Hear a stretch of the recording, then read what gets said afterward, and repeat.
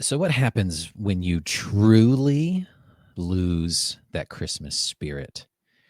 Where was Santa during this whole debacle?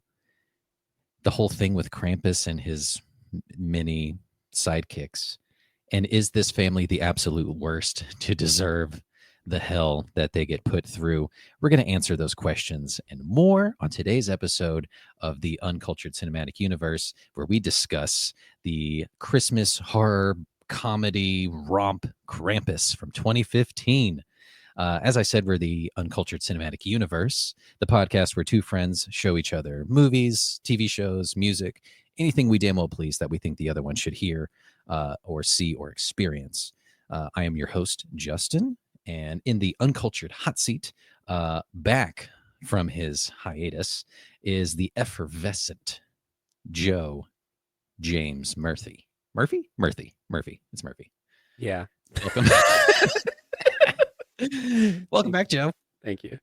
That's not my middle name, so you can't find me on the internet. Good try. I think if Santa existed in the Krampus universe, he's long been dead. Okay. I think Krampus is slowly but surely taking over the world. You don't get that. You don't collect that many souls at the end of the movie without someone noticing. Like, Right. this is him waging war on an unsuspecting Earth, and Yeah. we're all doomed. We are all in for it. I always have so much fun with this movie, but the first time I saw it, it just kind of blew me away with just how fun it is. I didn't know what to expect. I wasn't even really super familiar with the Krampus mythos. So that kind of opened up the door for me. You want to know how I know about Krampus? How do you know about Krampus? American Dad did an episode where they Krampus kidnaps Steve, the son, and they have to go in and like save him. And somehow like they kill him, and he's voiced by like Danny Glover. And Stan's dad becomes the new evil spirit of Christmas. And so there's like been a recurring storyline on that show since like 2012. Where like Stan's dad drives a bus in Baltimore, but is also Krampus. That's amazing.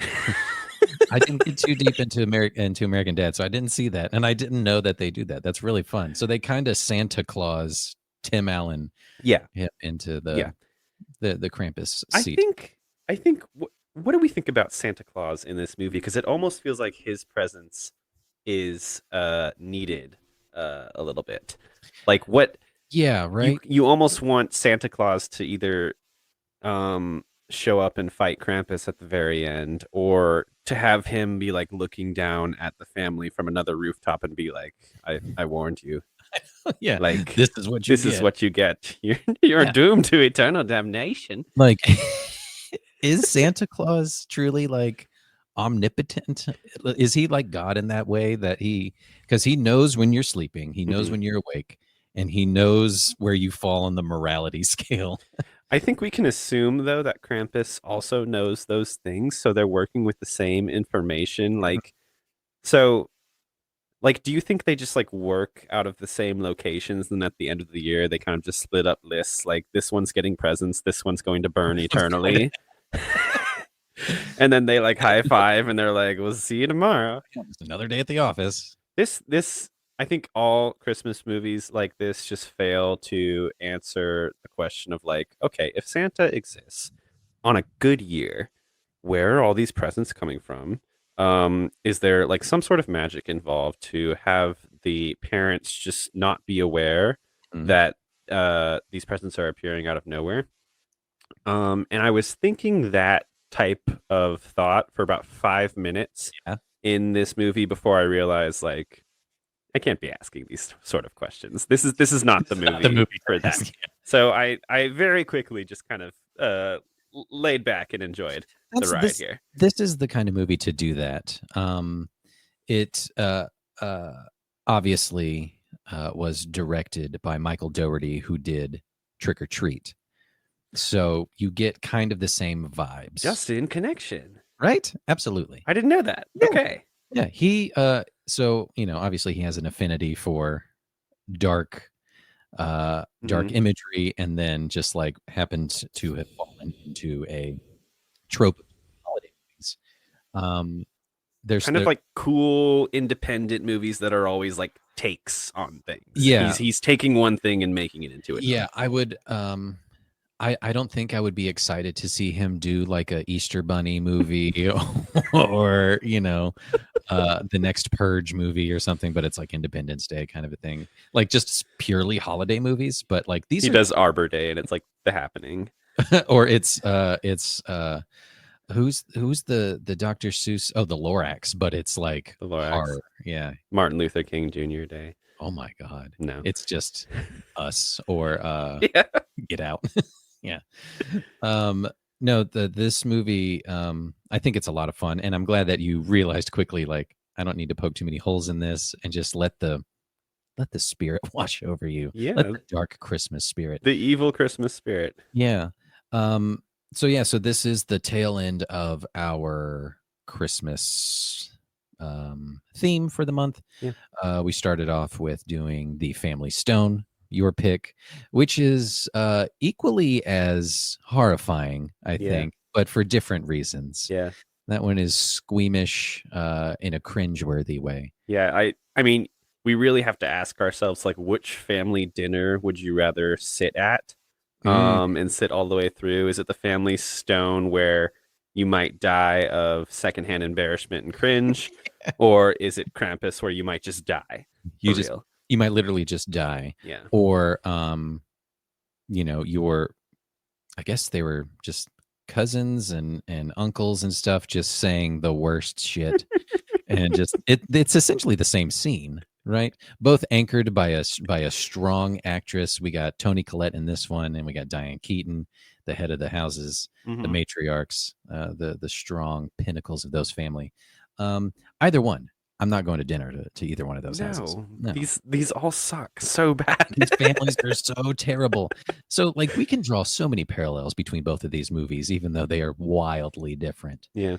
Um, so yeah, I had this one lined up for a while.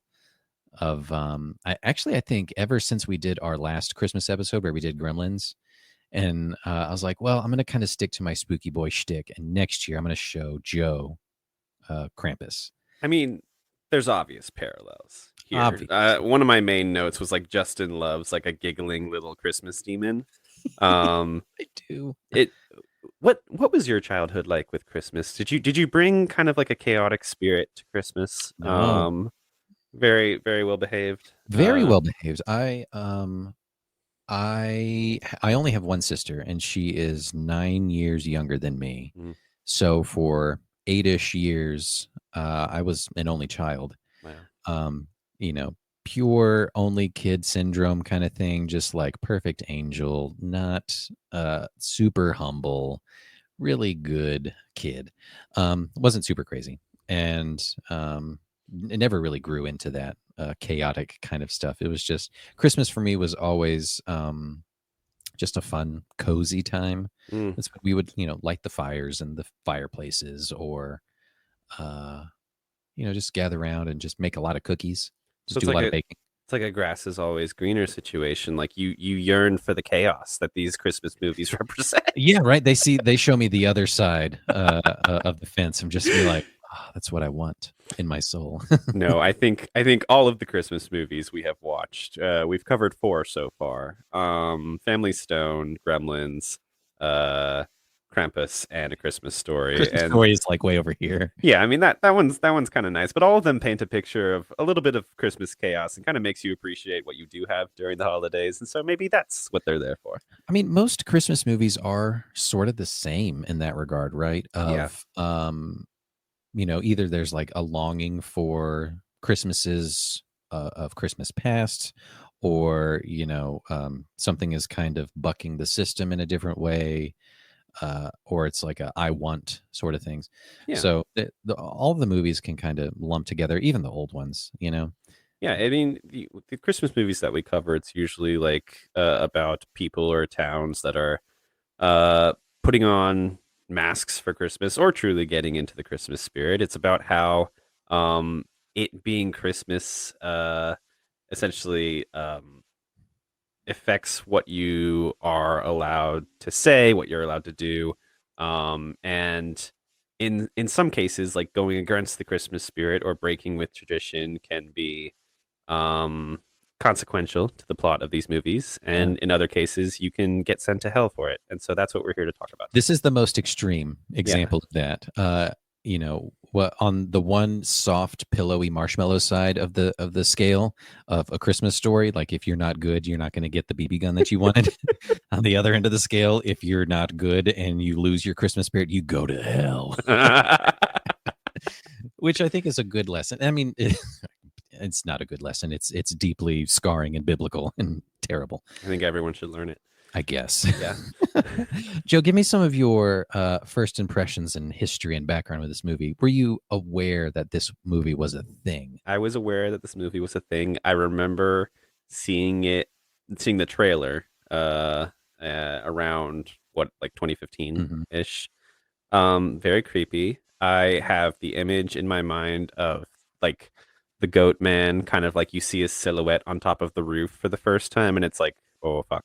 Yeah. What is that? Why is it hunched over? Why does it look like one of those scary things from the village? Why does it have chain It does look sounds? like the thing from the village. And then there's some great shots in this movie Mhm. that are like truly scary. When the sisters kind of hiding underneath the van in the snow, and then he's gonna come down. And this is a pretty predictable movie in terms of the scares. So Yeah. like I wasn't very focused on that, but like there's great shots of like he first lands and then you just see like his hoofs shuffling through the snow, and it's kind of terrifying.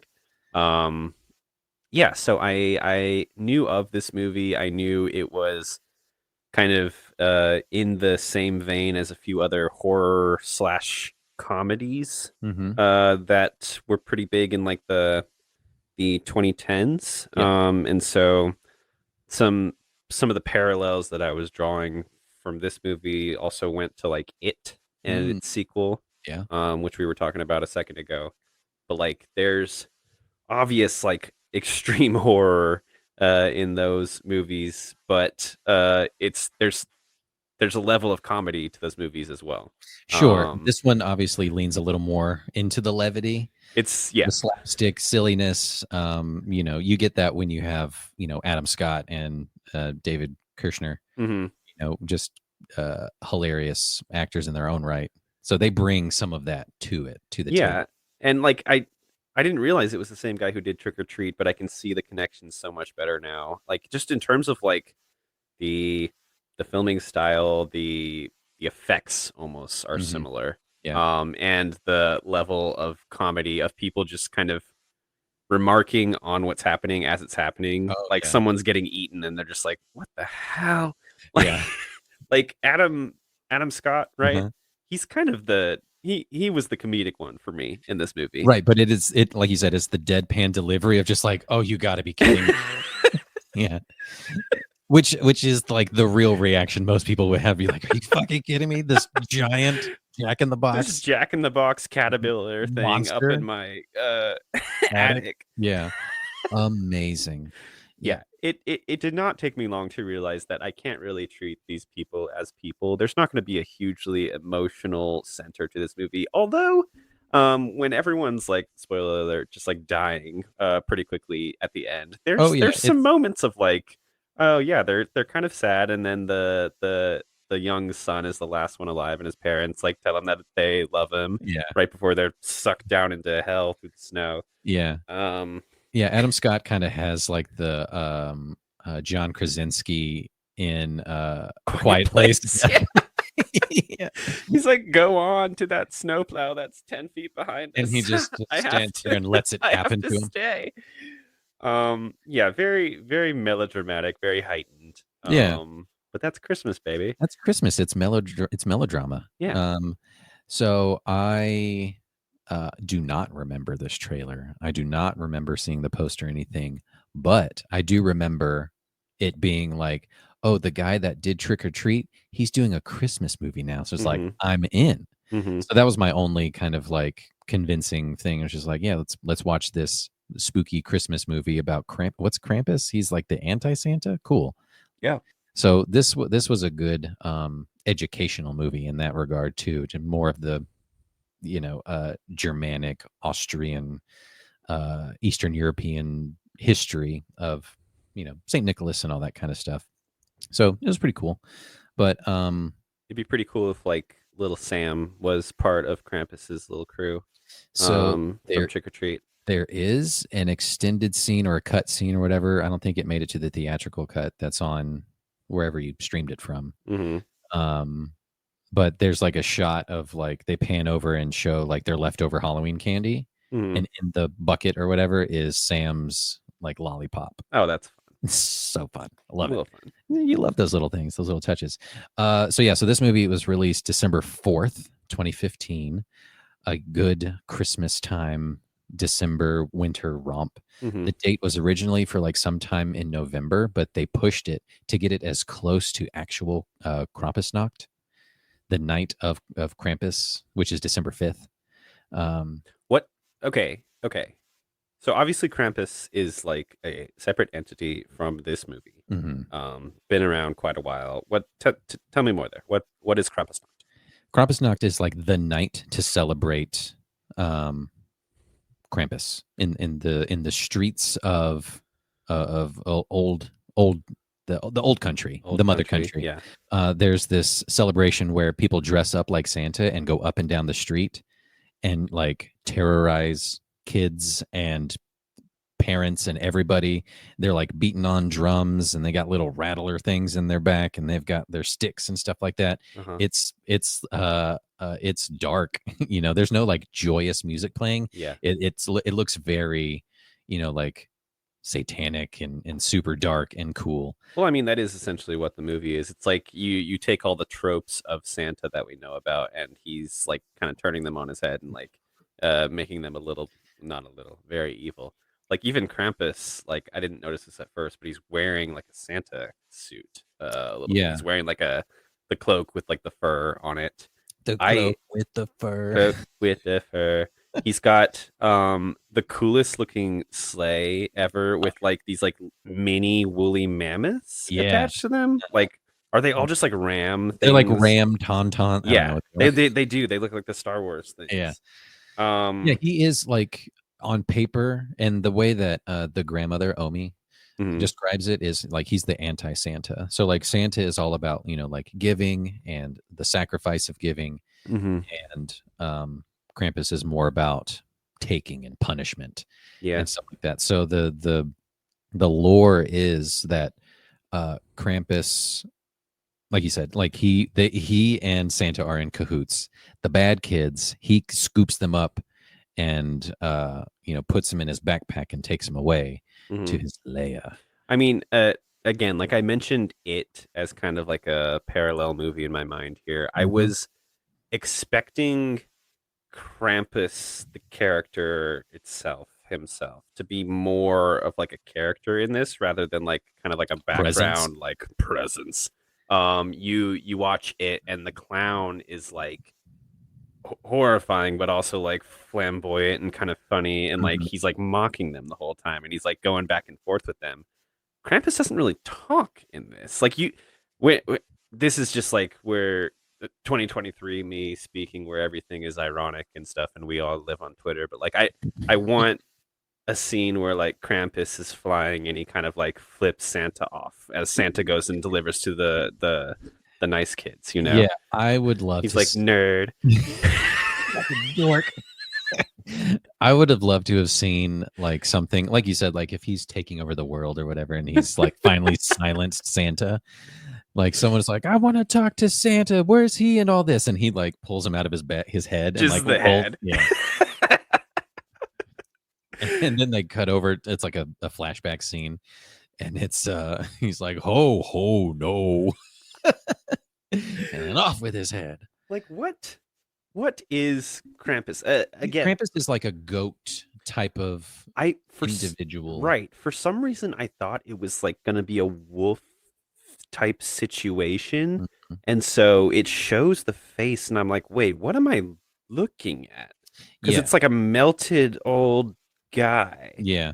So so obviously he has like hooves and horns, like ram horns, so he or goat, whatever. So he is in old like drawings and history books and stuff like that, always depicted as some kind of like goat individual. Bit of a fawn. A fawn type, right? Satyr. He definitely has a tiny tail and like big furry thighs, kind of a thing. Bushy tail. Yeah, just and like a big happy trail. Huge claws too. Yeah. Oh yeah, giant long fingers. But yeah, so he's like you already pointed out too, that he's wearing kind of like desaturated Santa garb, and also like a mask kind of thing, like a face with like an elongated, exaggerated mouth. But it is a mask because like you can see that there's like eyes behind it, and it's like the goat's eyes. Okay, that's even more terrifying. Yeah, because I couldn't tell what was happening because the eyes are like obviously super sunken in. Yeah, and like he's not really like moving, and so I was like, is his face kind of just like paralyzed and stuff, and like into this eternal little scream that he's doing. So like I think Michael Dougherty hasn't ever fully divulged like the truth of it, but it's like I think he has gone on record and said that like yeah, it's a mask, and like his true face is what you think it is, kind of thing, which makes it more terrifying and pretty cool. But like it would have been cool to have like an unmasking and see like this terrifying demon goat looking at you, but like kind of having like the mockery of Santa's outfit and that mask face kind of thing is enough of just like, oh, it is kind of Santa, and that is terrifying.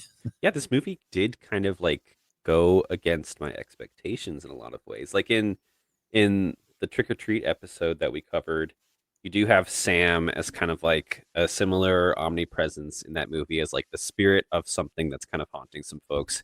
You do see his face at some point, and it's terrifying. Yeah.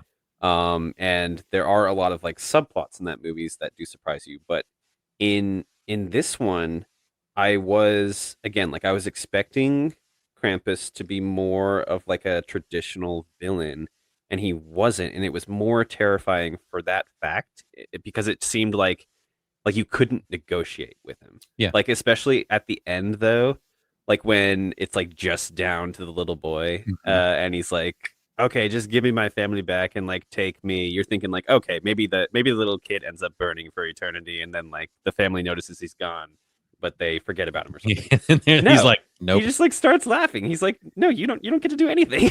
They all start laughing. They're like, it's already done. Yeah, like everyone's dead. Like I can't take that back. Straight to hell you go. And so it's like, okay, like he either is the devil, he's working with the devil, and like your crime is you lost faith. Which is biblical in and of itself. It's so biblical. It's also so like I don't want to say like uncalled for, but it's like, how does every household not encounter Krampus at one point or another? Like, how is everyone in the world not dead a little bit? See, those are the questions you can't ask. I mean, I guess it's like, I don't know. We'll get into that. Some of the ending stuff, and like, is Omi trapped in a time loop, or anything like that? Is she real? Krampus 2, Krampus cubed. Two Kramp. I will say, we are recording live from Justin's household. Does this episode count as a UCU after bedtime? Because it is very late at night. It is very late at night. It is 11:12 p.m. Does the time make it after bedtime, or does Ryan's presence make it after bedtime? I see where you're going with You can this. speak freely. It is the timing of it, as well as the location. Yeah. Because we are at my house. My kid went to bed like an hour ago. Yeah. So it is technically after bedtime.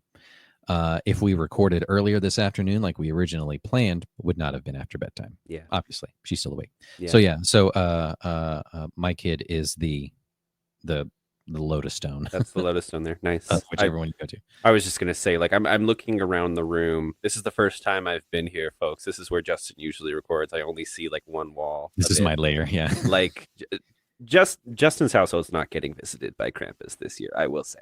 Like they are pulling out all the stops. Yeah, we better don't. It's lovely in here. I feel like I'm living in a snow globe, but not like but not in a bad way, like in a cool way. Yeah. Right.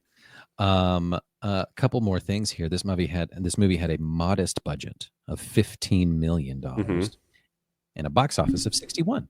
Nice. They did pretty good for themselves. And this is cool. You'll dig this. Creature effects done by Weta Workshop. Peter Jackson, Lord of the Rings. Peter Jack. Give it up for Pete. Yeah, very, very physical. I guess I'm sure there has to be like some digital stuff happening. Obviously, when Krampus is like running on the rooftops and stuff. Yeah, that the gingerbread man. Gingerbread man, definitely. But I wonder if like the close-ups on a lot of like the doll shit is like practical. Real. Yeah, right. Like with like the creature. My favorite. I'm gonna say it. My favorite character, the little the snake squat. The snake thing up in the attic. Okay. The what is the word I'm thinking of? Joker? Is he like it's kind of just like a clown. He's like a jester. Yeah. That can like open up his face. Yeah. Jester Jack in the Box. I think the design of that is so cool. He's got like a Jack in the Box at the end of his little sack body, like a snake rattle almost. Yeah. And then it was my favorite part in the whole movie. We're jumping all over the place. But like they're kind of like defeating this creepy massive jester thing that's just swallowed one of the kids, and he's about to die, and then like all the elves come in and kind of save him, and he like starts clapping, and then he hugs one of them, and it's really kind of sweet. He's just like, oh yes. It's like this little terrifying monster thing, and he's like, my friends. They've come for me. Like, I think a movie like this works best when you're rooting for the monsters by the end. Absolutely. Yeah. Like I wish they gave more of the monsters a little bit more of I don't know, some more proper shrift, That was my note. Yeah. Like this movie's like a tight like hour and a half, right? Like 90 minutes. And you don't really get the monsters until like maybe halfway through, because it follows somewhat of a structure with like the advent calendar kind of showing what's happening on this day. So you start with like the snowmen, but that's that it's not like snowmen are actually attacking them. That's more like the Krampus is outside doing stuff. Omen, yeah. And then you get what is it, like the little bear thing, and that's when the toys finally come and pull the kid up the chimney to his death, and then parents forget about him. Yeah. Yeah, it's crazy the with the quickness, the way that the parents dismiss the disappearance of all their kids. It was just I'm not gonna gripe about it because I think that's annoying. I'm like, whatever. But like the baby gets stolen, and the mom's like, she forgets about it in like 2 seconds. She's like, okay, let's go. I'm gonna grab my other child. What can you do with that? You can't really treat it as if these are real people. And there's like comedic moments obviously happening in the movie that help you get through that. Yeah, like this is a heightened reality. It is all very heightened, and like you said, we're jumping all around, but let's reel it in here. Let's get some real. We have yet to have an episode where we're not jumping all around, so maybe that's just our normal thing. That's just how we do. Let's see. We'll do a stopwatch, and I'm going to show you 1 minute, or you have 1 minute to do the plot. By the way, it must be in iambic pentameter. It kind of just sing-songy, like a Christmas song. What? Just give me the plot of the movie. And three, two, It's so one, late. go. Okay, we center on a family in Ohio during Christmas. It's a mom, dad, a son, and a daughter. The son kind of still believes in Santa Claus. He's kind of a little nerd, even though he's like 12. Um, the mom's awful in-laws come and visit her sister and her family, who are horrible. The cousins make fun of the son for believing in Santa Claus, so he rips up his letter to Santa, throws it out into the street. The real crime in this movie is pollution. That act kind of is the final straw that loses all faith in Santa and the household, and so they are visited by Krampus, who is the kind of anti-Santa spirit, and he wreaks havoc on them and kills them off with his minions one by one until the little boy is the only one left at the very end, and he kind of like tries to make a deal and he faces off against Krampus, and Krampus is like, no, and drops him right into hell. And then it was all a dream, or is it? It's not. They're all dead. The end. Or are they dead? I don't know. I think they are. I think they are canonically in hell at the end of this movie. Are they in hell or are they in like purgatory? Even the baby, even the dog. Yeah, right. There's no escaping for the innocent. The poor dog. Which I'm glad, you love an off-screen The dog didn't deserve this. dog death, which is totally cool, which is fine. I hate animal cruelty movies, and this one's fine. No, I'm sure the dog doesn't really know what's happening. She's like at the end there, like, hey, we're all together forever now. Like, burp? Yeah. This might be dog heaven if it's everyone else's hell. Right, exactly. It's always the opposite. Yeah, let's talk about the ending for a second. I love the ending so much because it is the classic bait and switch of like it was a dream, but then they start.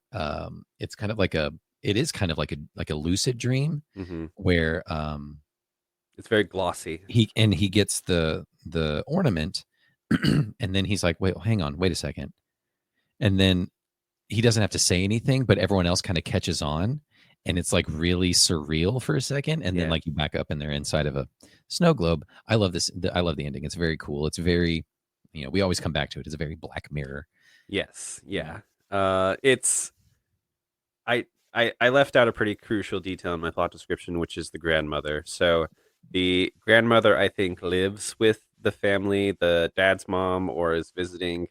And she's got some history. She's got some beef with Krampus. She's had a run-in before. In a claymation sequence, we realized that like she had this same thing happen to her when she was a girl, and her entire village got 200 years ago got cleaned out back in the medieval times by gingerbread men, and Krampus left her alive as a witness, and he was like, as a "Tell 'em reminder what you saw here. Yeah, tell them what happens when you stop believing in Santa."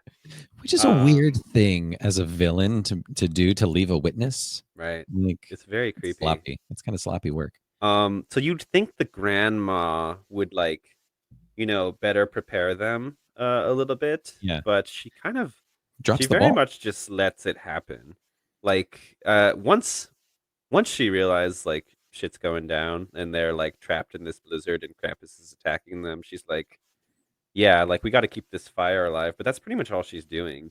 Yeah. She's essentially she makes hot cocoa. She's readying them for death at this point. She's like, there's nothing we can do.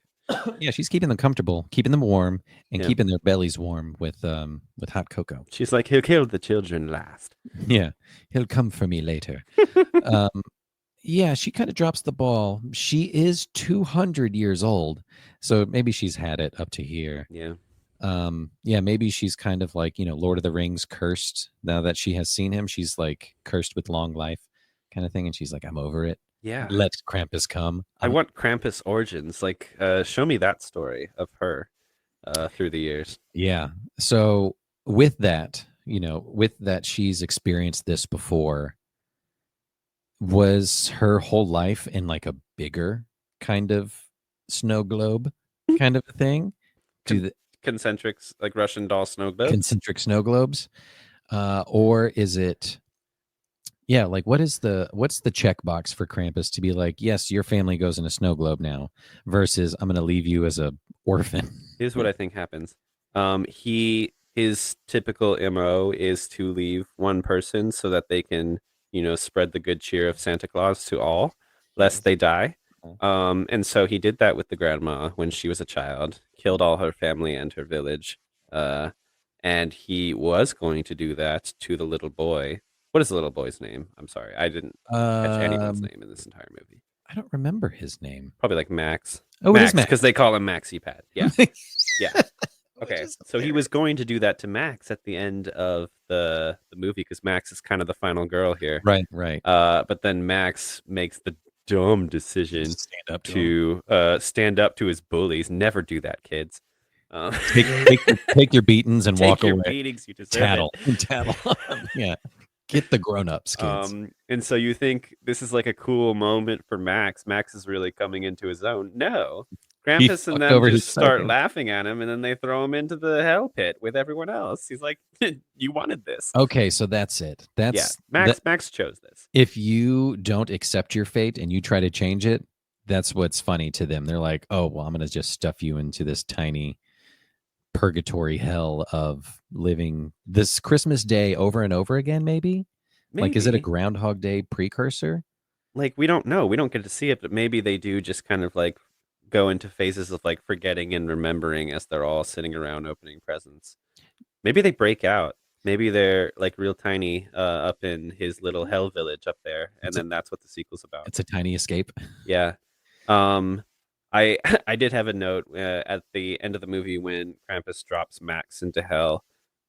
Jonathan was watching at this point with me. That's a And hell of a point to walk in. he called it he called it like a Nakatomi Plaza fall because it's like Bad. it's Alan Rickman and Die Hard. Oh, we'll have to get side by side screen grabs of this and just the slow motion. Oh, I started laughing. It's bad. Yeah, because he's falling to his death. We're his purgatory. Of all days to live over and over again, Christmas Day, I mean, that's not Christmas bad. Day with your family. That's a pretty good day to Not live the over and over. worst. Maybe Krampus is saving them from the horrors of life. He's Yeah. like, you're clearly going through it as a family. Now remind me, purgatory isn't a permanent place, right? You eventually get to plead your case or you get to leave. Welcome back, everyone, to Catholic Corner with Joe. We did it. We you bet you didn't think it would be brought back in this episode. Nope. If we take a look at our Dante, and we study the Purgatorio, which is the second book in that Divine Comedy. Yes, Purgatory is something you are guaranteed to leave. Okay, either one up or down. Always up. Always up? Yeah, so it's weirdly optimistic for something Catholic, but yeah, so if you die and go to purgatory, they're actually called, so the souls in each area are called different things based on the area. So like hell is like eternally damned or something. Heaven's like eternally blessed or whatever. If you're referring to them as like a group. Sure. Purgatory is like the eternally hopeful, I think, Ooh. because they're having a shit time. It's not as bad as like hell, but it's like this kind of sucks. Yeah. We're kind of like It's the medium place. the Dante book portrays it as like a mountain that they're constantly climbing or something like that. So kind of Sisyphus. But everyone knows that they will eventually get to heaven. So Okay. like there's an idea of like this will not last forever. It's very much the Casper unfinished business situation. It's You gotta ring that out a few more times. it's very much the American Social Security system, like work till you're 65 and then you can retire. Totally. Then they keep on pushing that back. An end in sight. God's like, listen, guys, I can't. that last war was not cheap. Yeah, somebody's got to pay it. Yeah. Listen, guys. Hilarious. Yeah. Thank you for the insight. I didn't know that it was always up. I thought it was just like you're kind of just in a holding cell and then till your case is pled. No, it's not like a waiting room. I mean, like imagine going to purgatory and then they're like, you didn't do good enough here, so you can get fined. I mean, Yeah. We didn't have time to get to your case.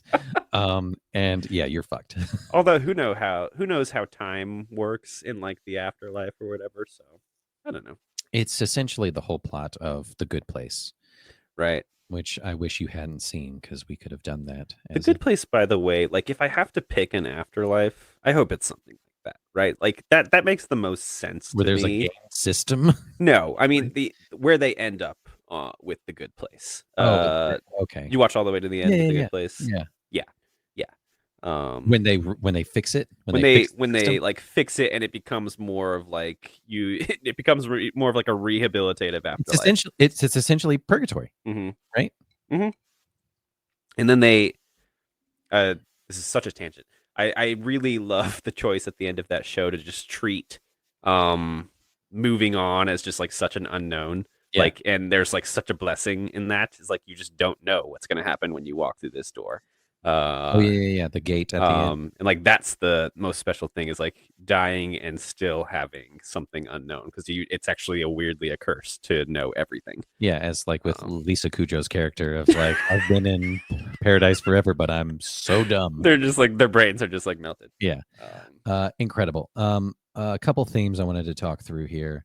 So I think without some of the supernatural spooky stuff, this movie still obviously works as just a Christmas movie. Mhm. Um, so like, the superstorm knocks out the power.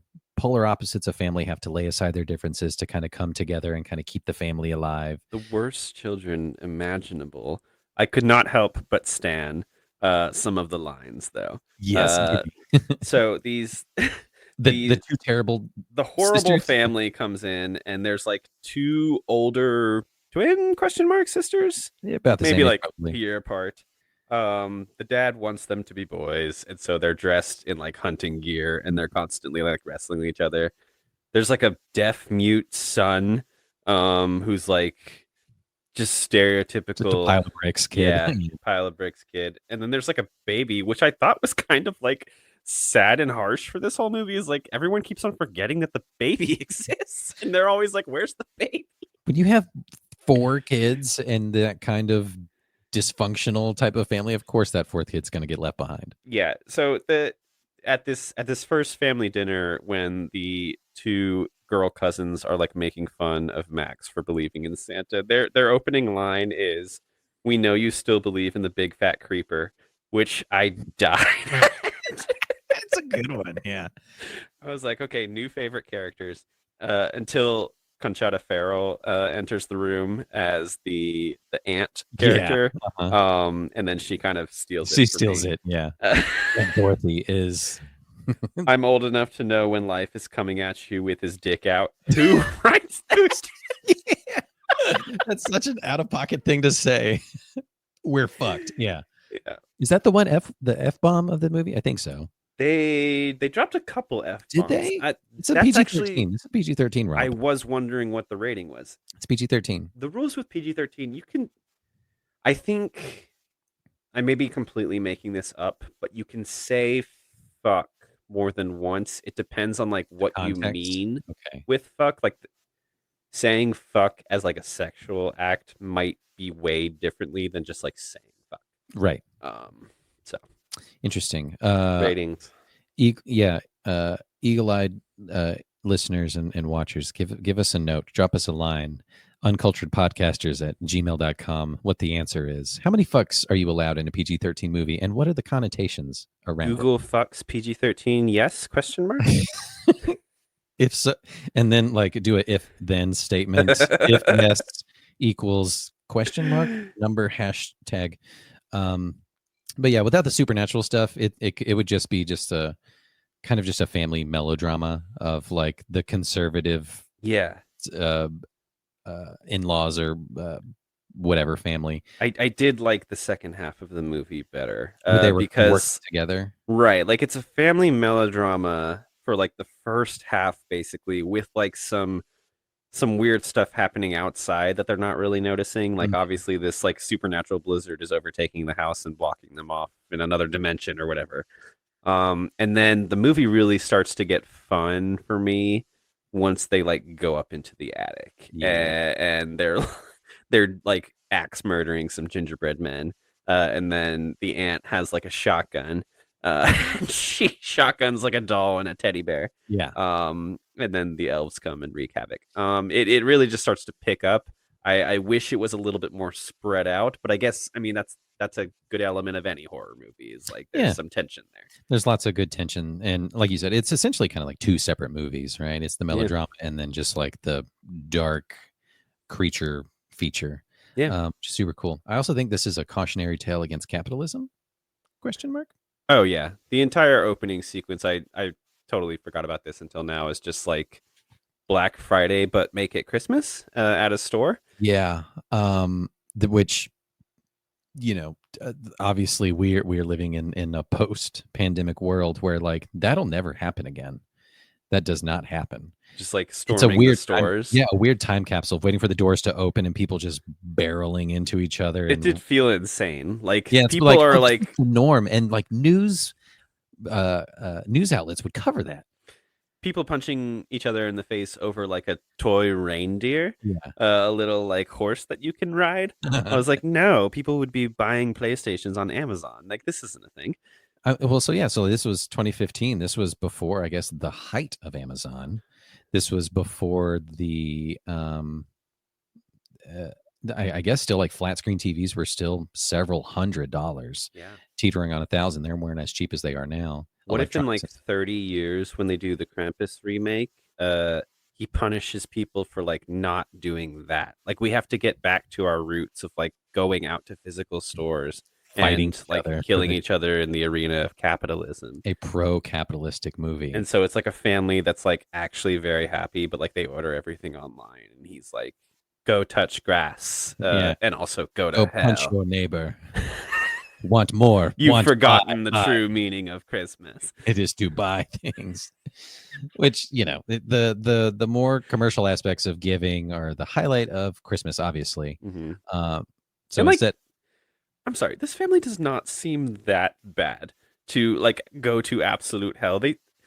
You have a typical like older sister is annoyed by all of this, but like in the dinner scene you can see she's kind of protective of her little brother. The parents like still love each other, but like they're maybe struggling to make ends meet, and so they don't have time with each other. yeah, It's really just like the lesson here is that if you don't have the time, resources, or money to present an image of like a perfect family to everyone, you're going to burn for eternity. well, I mean, it's vanity. Like, put aside your vanity and be grateful for what you have, and be grateful for who you have. Mm-hmm. It's a common trope with the just Christmas movies in general, right? Kind of having to be scared straight, essentially, to like shock you back to reality and appreciate what you have. It's a Wonderful Life, A Christmas Carol, all that kind of shit is, bad people doing bad shit have to be shown the error of their ways.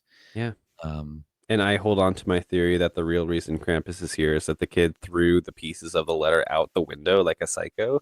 Like, who litters? right. Yeah. Why wouldn't he just set it on fire or just be like, I'm just not going to send the letter? Why did he have to be so? It's because he's a weirdo. He's a fucking weirdo. Fuck that kid. He should be bullied. He should be bullied. Amazing. Let's see. Let's talk through some. Actually, no. Before we get any further, because I'm almost out of my beverage. I have a rather large beverage and I'm making my way through it. Yeah. What do you got? What are you drinking? I am drinking. Let me see the ingredients here because Jonathan did make this for me in my Shout out rush out of the Jonathan. house. Shout out Jonathan. It tastes amazing, obviously. It's 2 parts gin, 2 parts cranberry, 2 parts Cointreau, and 1 part lemon juice. We're gonna keep it simple, and we're calling it a Krampus Krampus with a K. Yeah, Pus. Krampus. Krampus. Krampus. Krampus. I felt disgusting texting that to you the other day. I love that you did. Yeah. I love that you did. Joe said, I can't wait to see this cast put their entire Krampussy into this. And they did. They really did. What do you drink? This is what I'm calling Aunt Dorothy's eggnog. Uh-huh. It is eggnog with cinnamon whiskey and coffee liqueur, Mm-hmm. sprinkled with some fresh cinnamon and nutmeg on top. That sounds And amazing. it's just spiked eggnog. But I love that scene of her just like, "Where's the eggnog? I need to get jolly." Yeah, I mean, she says she hates kids, but she kind of becomes the cool aunt towards the end of this, and then she gets By letting them drink. dragged off by elves and presumably murdered. She's Um, like, "Come on, guys, I'll show you how to make cinnamon schnapps." just the worst person you've ever met. Yeah, just but completely taking over your Christmas. yeah, she's a hoot. Um, but almost everyone kind of deserved what came to them, in a sense. Obviously, the bad conservative family, sure, let them have it. Uh, the two sisters are obviously bullies. Mm-hmm. We don't stand for bullying. Get out of here. Get eaten by a monster. Yes, despite all my jokes in this case. Um, maybe the only innocents really were the baby and the pile of rocks kid, the pile of bricks kid who didn't say anything or do anything. Yeah, he did. I'm not sure anyone really deserved to die. But I do like that this movie kind of went there with it. Again, like it reversed my expectations in a lot of ways. Good. Yeah. Uh, in terms of just like you think it's going to be a comedy, and it's a survival horror movie, and maybe they like make it out at the very end, and like their opening presents in the house around them is like littered and on fire, and it's kind of funny in that way. And instead, the last 10 minutes of this movie are just like rapid fire. They're all getting picked off one by one, Which is super cool. It's super fun to see. It's kind of like Jurassic Park esque in a way of yeah. just the group band together, but then they get picked off. Love it. Which was your favorite demon monster thing? I remember not super liking the gingerbread men the first couple times I've seen it, Mm-hmm. but I think they're hilarious Mm-hmm. in this most recent rewatch. Obviously, the favorite is the Jack in the Box. That creature is just so cool looking, and It's it's a cool so unique design, yeah. because it was like small. It started small, but like as it consumes more, it gets bigger, Mm-hmm. and then it's such a cool choice to have it like go into the duct system and just creep around the house in that way. This house has the most intense air duct system I've ever seen. Yeah, I mean, you live in the Midwest in a harsh winter like that, you got to have good heating and cooling. Mm-hmm. You know, you can't be fucking around with that. So it's obviously it's big enough to hold a worm creature. That one's cool. The demonic possessed teddy bear is pretty cool. I love the design of the elves. The elves, the dark elves or whatever, are really Mm-hmm. cool. It's just like a creepy mask. Very labyrinth, Very labyrinth. Very inspired. labyrinth. Yeah. The last shot of the movie where it's kind of like backing out of the dark cavern or whatever with all the snow globes, and then they all kind of like coming from the sides. I was like, that is a labyrinth shot. Yeah, it's the one weirdly creepy shot in Labyrinth where like they're kind of watching her sleep at the very beginning and they're like talking amongst themselves and stuff. And they're just like, "Ah." Hilarious. But yeah, so a couple more iconic lines. I love they like go to open the door because like they're getting packages delivered and like the sister answers it, but then there's the other package that they go and get. And it's like, why do rich people get all the good presents? Well, I don't know, Democrats maybe. They're just hilarious. It's so weird. There was a line that Tony Collette says that I kind of gasped at, and I don't know if it's intentional or I have to look this up. So she's talking about like Max getting in trouble at school or something, or like with they're talking about the neighbors and whether or not the neighbors are gone, and she's like they're in Florida, they're in California Oh or yeah, whatever, and then like we can't go talk to them ever since the like the noodle. noodle incident with Max. Do you know what that is? No, Have you ever read Calvin and Hobbes? no. Okay, there's so Calvin and Hobbes, a comic about like the boy and his stuffed tiger, right? Released in like the 90s. Um, favorite comic of all time. It's literally just like about this boy getting up to his shenanigans, and there's an ongoing bit over like the 10 years Mm. that this comic was released, where like they never explain what it is, but they always like mention the noodle incident It's so as fun. like this insane thing that maybe happened at his school that like caused him to get like the worst detention of all time. And he's Amazing. always like, it was false allegations. Like no one could prove that I did. Whenever anyone brings it up, and Hobbs is like, it's just it made me chuckle. I'm so glad that that was a thing that was like just for Joe. Just calling something the noodle incident, I don't think that can be a coincidence. It surely cannot be. That's amazing. That's really cool. I didn't know that. I didn't know that. It's fantastic. I'll look it up to see if there's an actual connection there. That's really fun. Yeah, I do love that too because Adam Scott's like the noodle incident. Like, he forgot about it. The leads of Adam Scott and Toni Collette are, I think they're fantastic in this. Yeah. Adam Scott kind of like riding the wave of Parks and Rec. I like Adam Scott as a horror guy. He's great as a horror guy, and I love him as a dad. He looks good holding like a revolver defending his family. Yeah, and in a cardigan too, just like a Yeah. cozy, warm cardigan. He's just got good dad vibes. I like it. Cute little package. I mean, to quote like Leslie Knope on Parks and Recreation, he's got like a taut little elf body. Yeah. Do you wish I were taller? It's so good. Yeah, there's one scene like where he turns around and like you can see just his little butt, and it's just like, yeah, that's what Leslie Knope loves. And then Toni Collette is just a fucking powerhouse. She rules Yeah. in this movie. I mean, you can't really go wrong with Tony. You can't. But yeah, all in all, well, before we go to some final thoughts, do you have any other kind of bits that you wanted to kind of discuss and pick apart? No, I mean, I thought it was a fun movie. Again, it feels very compact in a good way. Mhm. I like the different styles that this director is working with because obviously when we watch Trick or Treat, that's a very complex Russian doll story structure where he's like tying together different narratives in weird ways that you don't even realize. And then this one's very straightforward.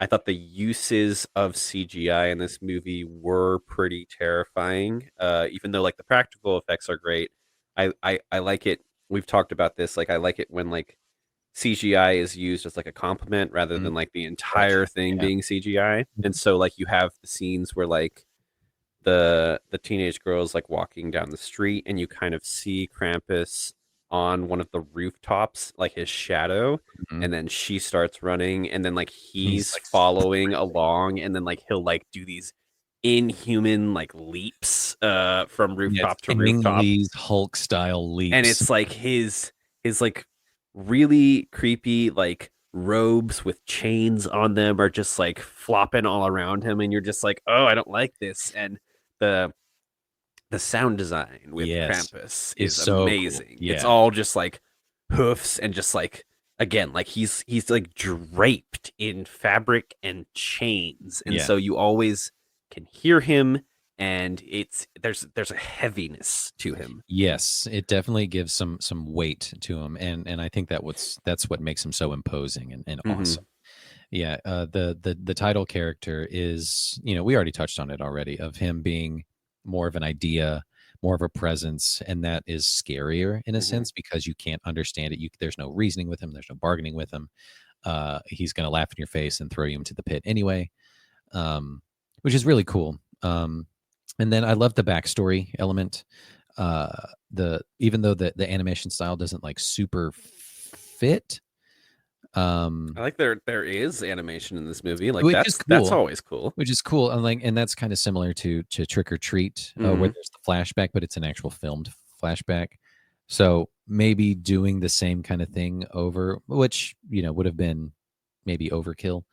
Of like filming that with an actual person and kind of just hinting at the shadow of Krampus and stuff. But I think it was a neat choice to do. No, I mean with these types of movies that I think are weird, like it maybe comes off as like jarring to me at first, but then I realize, and my thought process is like, it's cool that this exists. I'm glad that like this is able to be made and is able to make money. So we just don't have the same old stuff all the time. Yeah.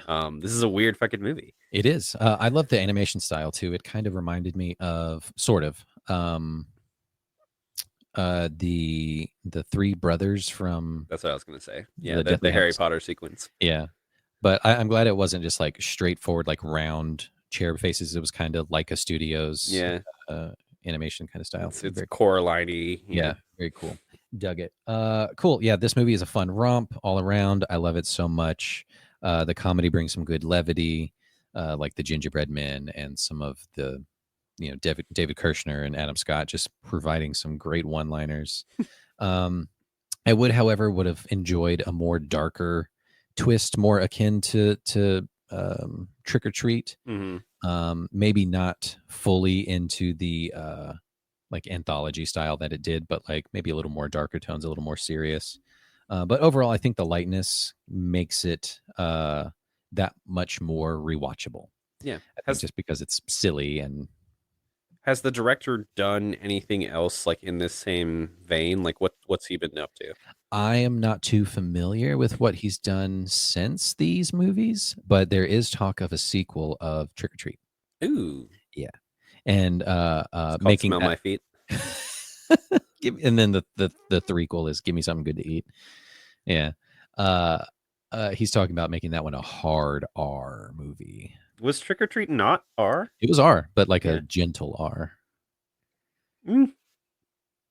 Okay, so we're There's doing like blood, we're doing crazy stuff in Yeah. Trick or Treat I too. would have liked some blood splatter in this movie. Right. Which would have been cool. Anyway, Joe, so that is the end of Krampus, and now we are into end games. We're going to do something that we've never done before, and I will explain it after the video break. As always, I am terrified.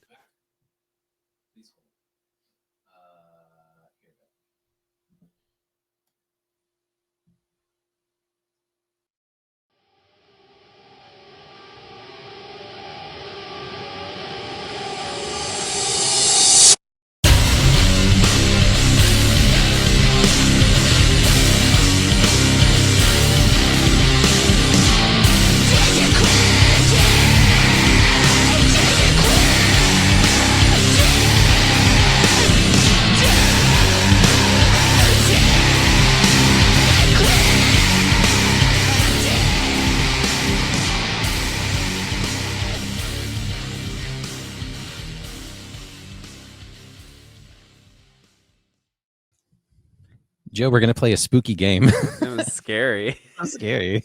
There's a bunch of scary stuff happening in those clips.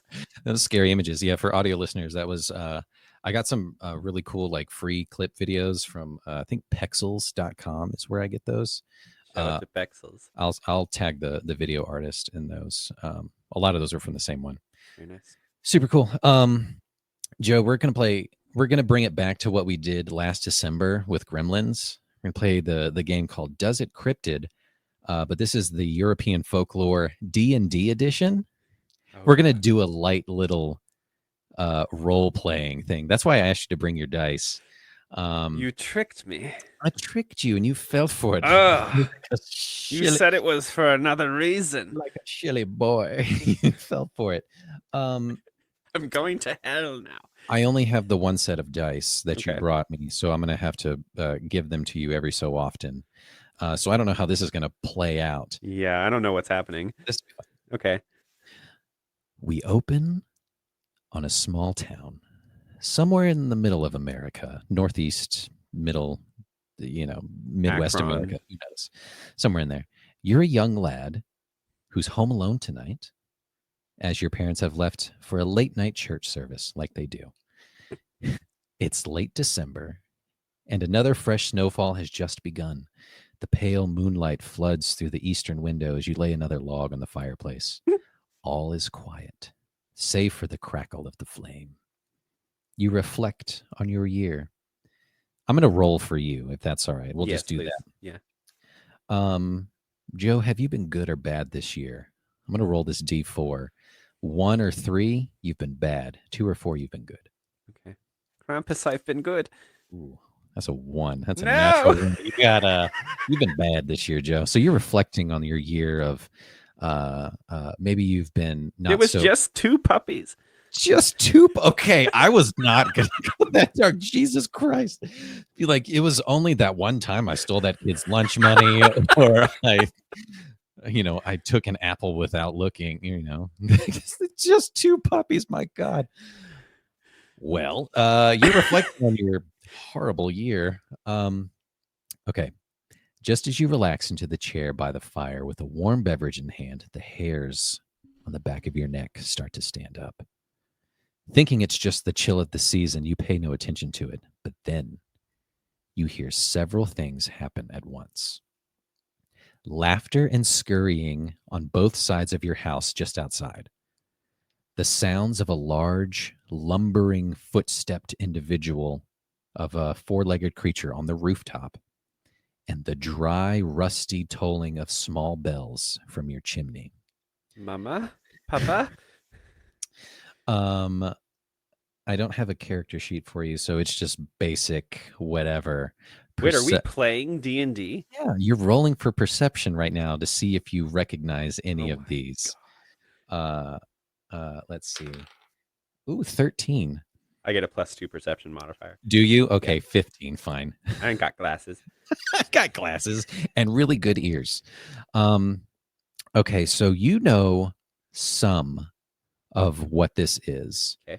You recognize the laughter and scurrying around the house outside to be multiple individuals. You know that those are 13 little like monster nymphs, the children of the grotesque Grilla. You know that's who they are. The mountain-dwelling ogress who captures and eats naughty children. These are her children.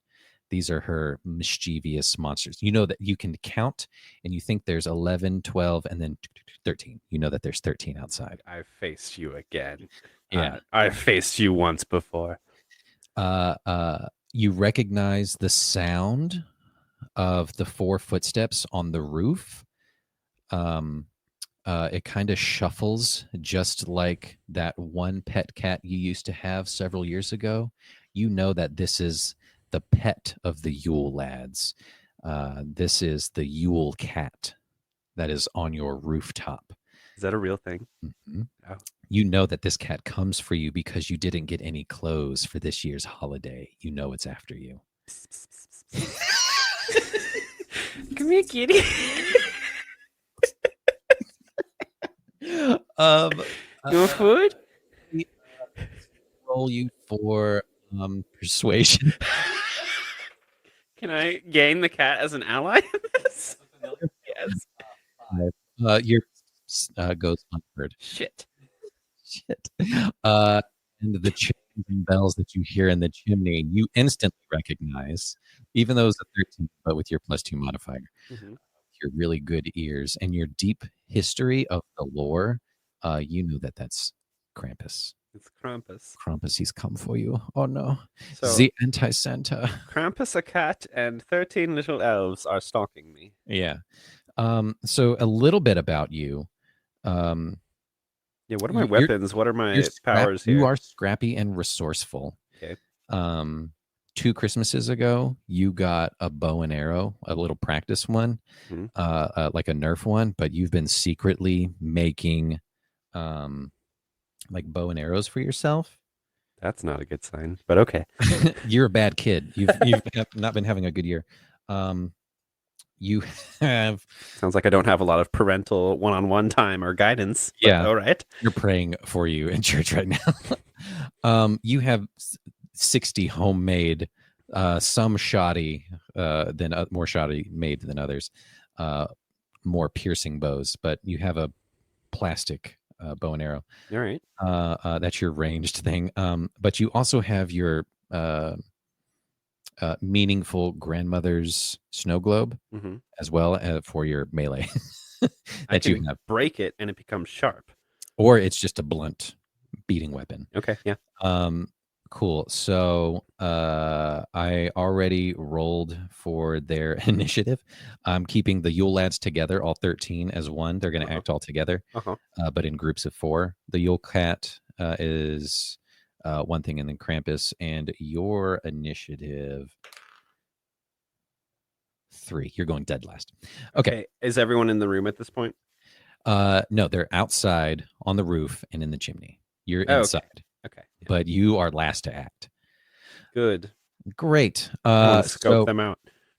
So the first 4 Yule lads attack first. The Sheepcoat Clawed, Gully Gawk, Stubby, and Spoonlicker are coming for you. Let's see. What did I put your armor class at? Oh, I put you at 16. What is my health? 50. Oh, damn. All right. 12. That's a miss. So Spoonlicker, he licks spoons and he has a couple left over. He hurls them at you and they miss. They go by the wayside. You're able to duck pretty quickly. Stubby, he's just short and steals food from frying pans. He tries to throw some of yesterday's fried potatoes at you to kind of like get the grease in your face. And again, you're able to kind of just like turn it away. Little asshole. Yeah, Gully Gawk kind of just like fumbles over his buckets of cow milk, and the Sheepcoat Clawed tries to like spook you with some shorn sheep stuff, and it doesn't work. Justin, yeah, can we just like pause? You're really good at this. Like, I'm having a great time. I watch a lot of Dimension 20. You do the Dimension 20 thing? Okay, keep going. I watch a lot of this. The Yule Cat is next to act.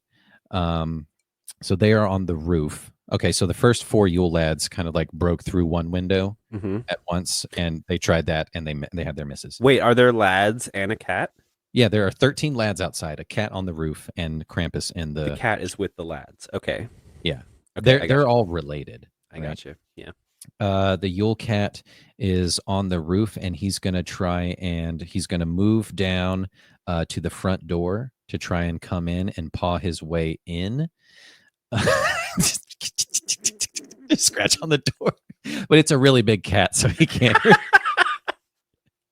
And he doesn't get in, which is fine. He's going to just ready an attack for his next round.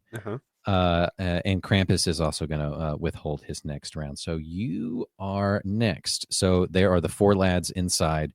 There are still the remaining 9 outside. The Yule Cat at the front door, you can hear pawing, and you can still hear Krampus in the chimney. What do you do? I use Vicious Mockery on the Yule Cat, and I say, no, bad kitty. No, bad, wrong. And I say, I have a water bottle in here. No. And in the That's not a spell attack, right? A what attack? That's not a spell casting attack. It's just a Vicious Mockery is like a bard thing. It really depends on like what type of character I am. I imagine I don't have any spell slots, right? That's fine. Yeah. Okay. I have a bow and arrow with me. You're saying? Mm-hmm. Okay. I'll give you 2 attacks. You can have two attacks this round. Okay. I would like to use the rule of cool and see if I can shoot an arrow that will pierce through multiple of the Yule lads that are with me in the room at once. If I can get them all in a row. Okay. Okay. So they're all 4 in there, and they're kind of like attacking at you wildly. Yeah, I'll say that since they came in the same window, they're probably all about pretty close. And you're a skilled ranger attacker. You can kind of maneuver in a way to try and shoot them all at once. Yeah. That just barely hits. Their armor class is 8. That was a 9. So that hits, and they have very little HP. So let's see.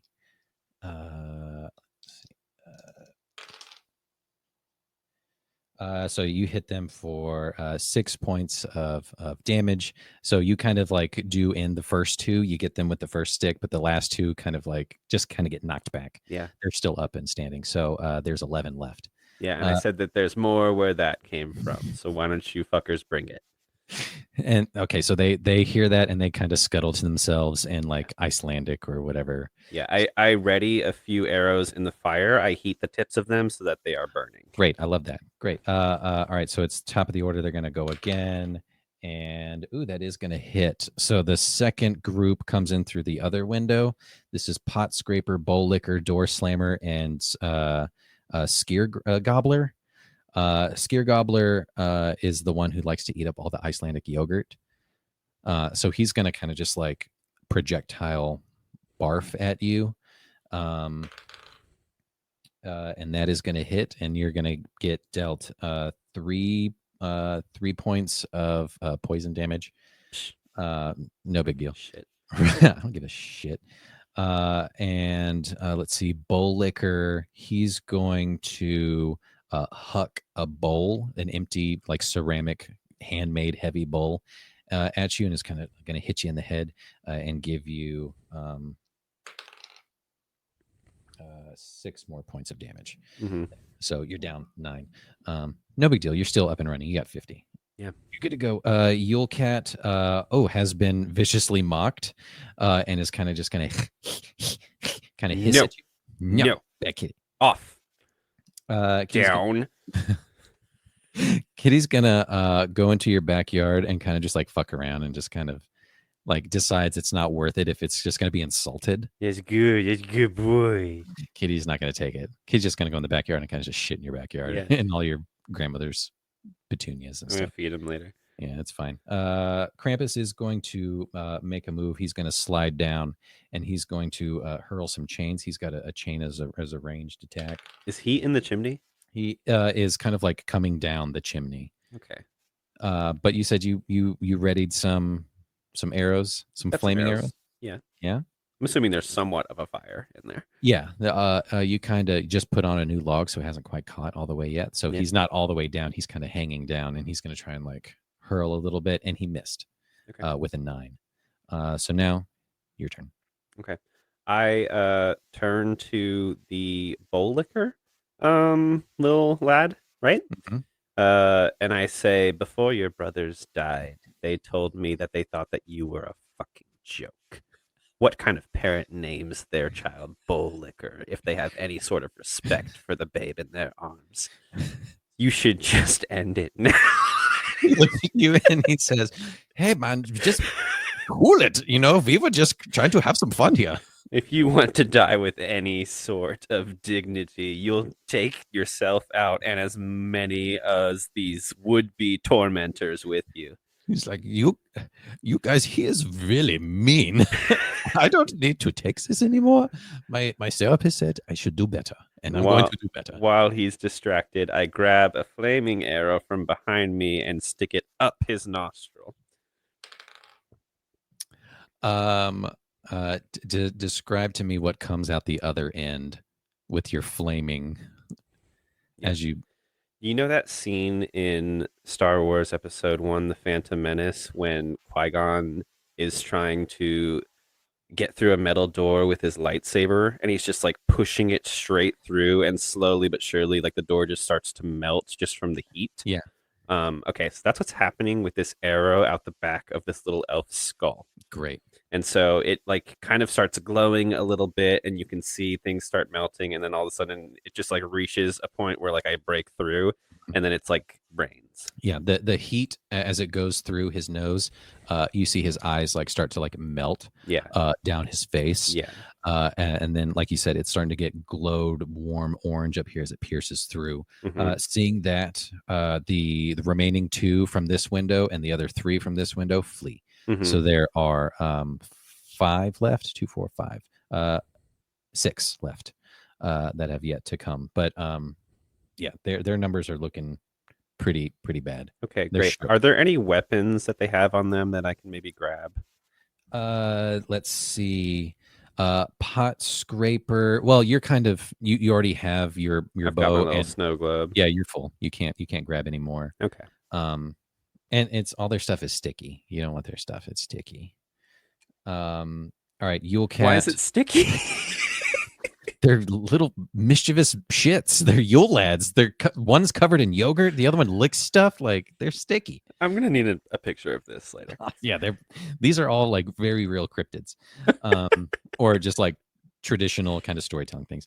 The cat is out because you have mocked it and it insulted the cat more than anything. It's embarrassed, and so it's in the backyard trying to pretend like nothing happened. Yeah. Krampus is going to take another swing at you with his chain. He's going to take 2 swings at you with his chain. The first one misses and the second one misses real bad. He's getting pissed off because he can't quite come down into the fire yet, or down to through through the chimney yet because now that second log that you just put on is starting to build up a little bit more. Let's see. Back to you again. Back to me again. Are there any lads in the room around me? There are not. Okay. The cat is in the backyard. The other 6 lads have yet to act, but you can still hear them scuttling outside, and you know Krampus has tried to attack you. They can come as soon as they're ready. I'm going to break up the chair that I was sitting on and add it to the fire, baby. We're having Krampus tonight. Great, I love it. That is a good move. He's going to roll with disadvantage at the next time. Yeah, because he's like, yeah, or yeah, that's hot. Stupid asshole. Stupid ass. All right, the last 6, 3 from one window, 3 from the other, are going to come in and kind of avenge their brothers. And they miss. Door sniffer, sausage swiper, window peeper, meat hook, and candle beggar come in. That's only 5. Okay, so there's just 5. I miscounted. They come in and they like trip over the urine from the fear and then the excrement on the other side from the 2 that you've murdered, or the 3 that you've murdered rather. Yeah, they kind of come in and they slip. They try to like hurl things at you. Sausage swiper throws a rancid brat at you, but it goes astray. Candle beggar throws like a really like hardened steel candelabra at you, but it like flutters out of his hand and kind of like skates to your foot. And meat hook. These guys are losers. Yeah, meat hook impales himself with his own meat hook, and he is dead. So there are just 4 left. Yeah. Of those guys. Cat's out. Krampus is gonna try to kind of come down on his own, but see, that's disadvantage. He doesn't make it. He's on fire now. Okay. By his own hubris. He's trying to come after you. Now it is your turn. Okay. You got Krampus in your sight, but he's on fire, and you've got 4 other Yule lads, 2 on either side. Okay, while the Yule lads are kind of stunned, I'm going to go around really quick to the 3 that I have killed, gut them, take out their intestines, tie them together as rope, tie up the Yule lads because they're like small, right? They're kind of small. Okay, I'll stack them up on each other. Okay, you can make me roll. I need some dexterity here with the intestines. Dexterity to have them just like stack up on each other, like stomach to back, for on top of each other. Yeah. Okay. With a 13, I say that you barely get to do that. Okay, so they're doing like these little like squeal thingies. They're kind of just like, but they're kind of tied up with intestines right now. I stack them up like a Jenga tower, essentially. Grotesque stack of pancakes. Great. Stack of pancakes, perfect. I aim them at the fire, so they're like looking forward at the fire. Then I like climb up and just do like a pound right down on top of them, and so the air rushes out of all of their lungs at once like a big huge bellows, creates a large fireball that I would like to use to attack Krampus right now. Okay, yeah, because he's still like on top of the fire. I'm gonna say some athletics there, and that's a nat fucking 20. Yeah, you do all of that with gusto. I think I just break a spine each as I go down. A Mortal Kombat style fatality of just like down. Katana wins, and the rush of air and like refuse and whatever from their stomachs kind of just like ignite the flame. Yeah. Where Krampus is near to, on top of, and just lights him up even more. He was already on fire, but like his drapes were just barely his bottom of his cape. And like as I'm jumping, I'm like, he's engulfed. I'm like, do you feel the Christmas spirit yet, bitch? And then I like land on them all. Give them a second blow. No. This is as it's that's happening. The first one. Great. Yeah, we're flashing back. Okay, so all those lads now have their spines. The ones who were alive still are spines have been snapped with that nat 20. I don't think they're alive. Yeah, they're super dead. Yeah. And Krampus is engulfed in flame. That is a 2 on what would that be? Probably just a dexterity save or a constitution save to like try and put himself out. For Krampus to put himself And out. he cannot with that too. He kind of stumbles around and like runs into the fire some more. Mm-hmm. And he's gonna like wildly. He's wearing that cloak. He's gonna with a 2, he's gonna try to wildly like try to attack you, but he can't see because His hook like bounces off something else and hits him. Yeah, he's just blinding, throwing shit around trying to hit you. He can't. He runs into I the pull fire. out a cigarette and I light it on him, and I like just like watch him. With your turn again, you get 2 more attacks again to finish him off. I pick up my snow globe. Yep.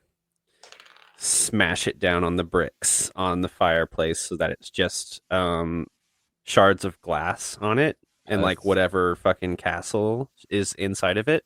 13, you take 7 points of damage because you cut your hand. That's even cooler. Yeah. I'm like bleeding. I look him in the eye, and then I'm like,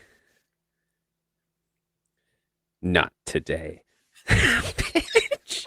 I shove it into his face, and it presses like through his mask, like into his eye holes, and then I let him fall backwards with a snow globe embedded into his skull.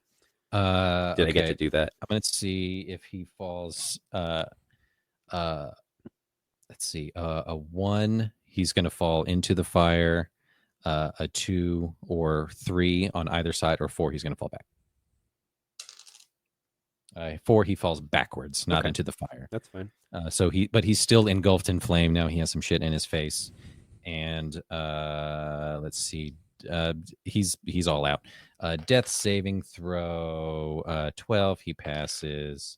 1, he fails. Oh wait, with a 1 you get 2, right? You get 2 deaths or 2 misses. 15. Oh no. It's like Jumanji. Ooh. I'm going to narrate what happens. Okay, so that was his last death saving throw. You see he kind of does the Obi-Wan, where you kind of see him just kind of slink down, like his body kind of pushes down and he becomes just like the pile of his clothes. And you're kind of dumbfounded and bewildered. You're like, where did he go? I know I killed him. Yeah, he's out of breath. Your hand is bleeding. There's yogurt. You kind of like try to not slip yourself in some yogurt. But you're like, where did he go? I know, like he was on fire. Like I stabbed this thing through his face. Like there's no coming back from that. But he disappeared somehow. Where did he go? Outside, you hear the cat scurry off. Down the street, down the lane, as you hear your parents drive up. They come in and they kind of see the mess, and they're like, Joe, are you all right? What happened? Are you okay? Bud, like what's all the mess? Like, did someone break in here? What happened? Oh, I'm acting this out. Yeah. Yeah, you left me alone. I'm a 10-year-old boy, and some burglars broke in, and I think I killed one of them. You see your dad looks over to your mom to be like, burglars came in, honey. And she goes, are burglars in this neighborhood at this time of year? It's Christmas. But look at the yogurt. Don't you see the yogurt? Look at the yogurt, honey. There's yogurt there. Your dad, yeah, you see he goes, like quietly to himself, be like, not this year. And then he looks up at you and he's like, he'll come for you yet. And then you hear the jingle bells of the chains off into the distance and like a soft Start to kill my parents next. The end. As you still clutch your fist behind you with blood, you're like readying for another attack. And you're like, my parents are in on it. Just scene. My goodness. That was Does It Cryptid Eastern European Folklore D&D edition. I've never done that before. We've never done that before. Have you never played D&D before? I've played D&D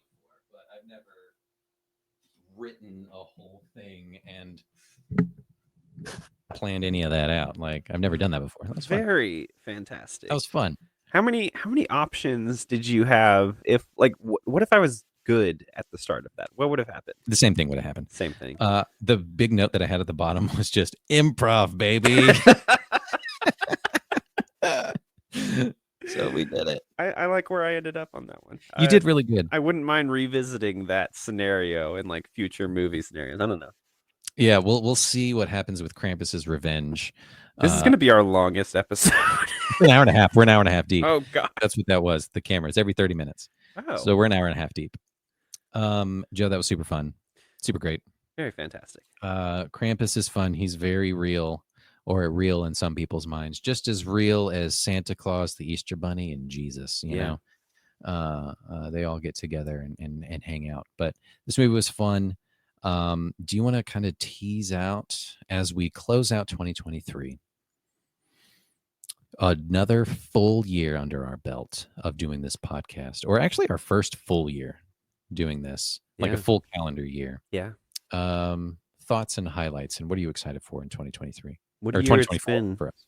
I think we've struck a nice balance between themed mini series each month versus kind of wild card months. So I'm excited for us to cover a wider range of movies in the new year.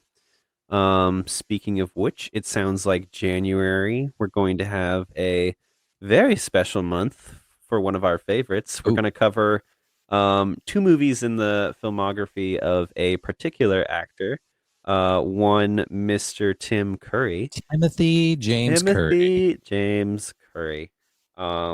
You know him from Muppet Treasure Island. Mm-hmm. And we're going to kick off January with the Joe pick that is the 90s Three Musketeers.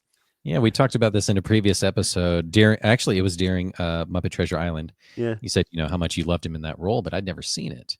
That's one of the few Tim Curry movies I haven't seen. It's gonna be a fun time. We're gonna have a lot of Sting talk. Sting I already teased this. Sting Station. Yeah, we're gonna talk about Chris O'Donnell culture. Chris O'Donnell. Yeah. Oh my God, Robin himself. He looks real good in this movie. Dick Grayson. Dick Grayson. Love it. That's amazing. Yeah. So 2024, we're gonna try new things. We're gonna try and focus on every month. Look at either a actor or director. Or like cinematographer, composer, just kind of open up the consistent thread between the two movies that we talked about. Kind of open up the focus. Whereas before it was more like themes. This time we're going to put it around a person, and then we'll probably explore television and music next year. I want to do as well as a potential name change. I think we've outgrown the uncultured cinematic universe, especially as we talk about getting into TV and music. So more details to follow, but that was the Uncultured Cinematic Universe, talking Krampus. Check us out wherever you get your pods casted, and check us out on Instagram at UCU Podcast. You guys, this is great. It's 12:20 a.m. on a Saturday. Joe, it's so late. Joe's gotta go out of town, and it's gonna be so much fun. He's going to the Midwest. I have to drive 12 hours in 6 hours. Oh my God. Thank you guys so much, and catch us later. Love you.